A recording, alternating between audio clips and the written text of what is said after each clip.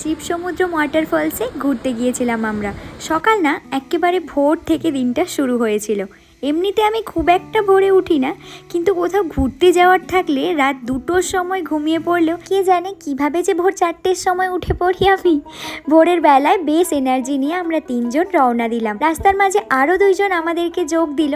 তারপর সবাই মিলে একসঙ্গে একটা ছোট্ট ব্রেকফাস্ট করে আবার বেরিয়ে পড়লাম। পথে একটা অনেক বড় ফুলের বাগান দেখে দাঁড়িয়ে গেলাম, অনেক ছবি ভিডিও বানালাম, তারপর রওনা দিলাম আর পৌঁছে গেলাম গগনচুক্কি ওয়াটারফলসে। খুব ভিড় ছিল আর রোদও ছিল প্রচণ্ড, তবুও ওয়াটারফলসের সামনে দাঁড়িয়ে খুব ভালো লাগছিল।